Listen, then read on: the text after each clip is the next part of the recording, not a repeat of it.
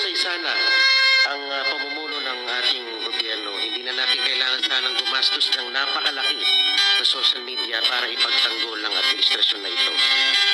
Yun nga pong ating dating Pangulo na si Pangulong Duterte, ang mismong taong bayan lang nagtatanggol sa kanya. Hindi niya na kailangan mag-hire ng mga napakaraming trolls at keyboard warriors. Mismo mga tao na mismo ang nagtatanggol sa kanya. Hindi na kailangan maglaan tayo ng artificial na magtatanggol sa ating pamahalaan. Madam Speaker. Congressman Marcoleta, please wind up. 10 million pesos kada buwan from the Office of the First Lady. Nagme-maintain po tayo ng apat na head vloggers who are receiving 75,000 pesos monthly. Keyboard warriors para mag-react at mag-comment ng maganda sa mga social media platforms ng administrasyon. Mukhang hindi epektibo ang ginagawa ng PCO sa pagpapabango ng imahen ng ating administrasyon, partikular na ng ating Pangulo. For keyboard warriors, lahat po, we still contend that kung ano man po ang nakikita ng mga likes, these are organic likers po sa mga social media. Wala rin pong ginagamit ng mga reactors. Alam niyo naman po ngayon, masyadong mainit po ang social media.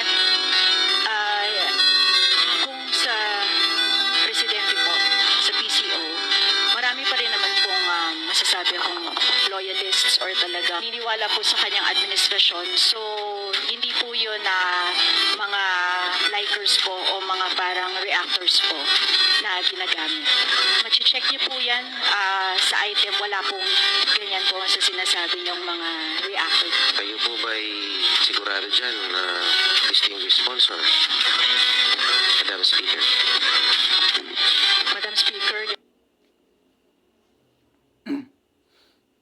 Ayan mga kababayan, no? Nag-isa ni Congressman Paolo Marcoleta itong ng PCO patungkol sa mga keyboard warrior, sa online warrior ng administrasyon, mga kababayan, no? Talagang nagbabayad sila, mga kababayan, ng mga reactor sa social media, sa mga post, no? Nagpupuri kay President Bongbong Marcos Jr., mga kababayan, no? Mga bayad, mga kababayan, ginamit ang pera ng sambayanang Pilipino upang bayaran ang mga tao para mag-comment lang, no? Pupurihin lang si Marcos. Kakaiba talaga, mga kababayan, itong ating kasalukuyang presidente ngayon, no? Nag-aksaya lang ng pera ng taong bayan para lang magpabango siya, no? Para lang purihin siya. Piki, mga kababayan, no? Lagi lang pinipiki ang taong bayan, no? Diba? Si President Duterte, yung kanilang sinisiraan, mga kababayan, seryosong nakatuon lang sa project, sa mga trabaho yung ginagawa ng presidente, no? Pilit inaayos ang ating bansa, mga kababayan. Mga proyekto, yung mga build, no? Yung problema sa droga, problema sa kahirapan, mga kababayan, pilit nga nilalabanan ng ating Pangulong Pangulong Duterte, no? Yung problema sa talamak nga korupsyon, mga kababayan, no?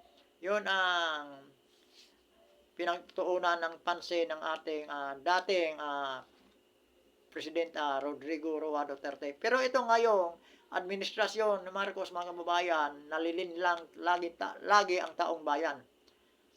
Pansinin niyo, mga kababayan, dyan sa social media, yung mga umaatake kay Marcos, kay PRRD.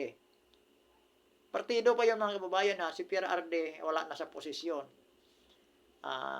Bugkos ipinakulong nila sa dahig, mga kababayan, sa Netherlands. Pero tuloy-tuloy pa rin ang kanilang paninira kay PRRD, mga kababayan. Tingnan nyo na lang yon, no?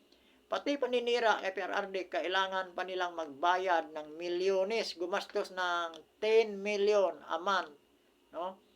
Ang gobyerno para dito sa mga binabayarang vlogger, yung mga keyboard warrior at mga online warrior, mga kababayan, no? ito ngayon ang ano ng PCO. O, hindi makapag harap ng maayos itong ano ng PCO, mga kababayan. Itong speaker ng ano, tagapag ano sa PCO. Dapat si Claire Castro ang nakaano diyan, mga kababayan. Hirap siyang ano, magpaliwanag. Sa bagay, tinatanggi niya, mga kababayan. Pero makikita natin, mga kababayan, sa social media, no? Sa social media platform, pati pa nga sa TikTok. Yung sa TikTok, malaki pala ang bayad, no?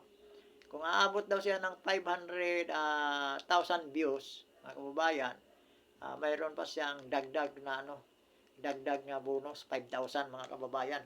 Tindi ang bayaran. Kaya yung mga TikToker ni Marcos, talagang todo ano talaga sila, mga kababayan, no? Upang purihin lang si Marcos, mga kababayan. Kaya lang, mga kababayan, ang pagkaiba lang ay si PRRD, ang Duterte, mga kababayan, walang mga online warrior, no? Walang mga trolls. Pero ang taong bayan mismo, mga kababayan, ang nagtanggol sa kanya, ang pumuprotekta sa kanya. Yun lang ang pagkakaiba sa administrasyong Marcos at sa administrasyong Duterte, mga kababayan. Sa administrasyong Marcos, lahat ng galaw, lahat ng kilos, nagtatapo ng pera ng taong bayan. At yun lang, mga kababayan. Maraming salamat sa inyong lahat. Biker Adventure at magandang gabi, mga kababayan.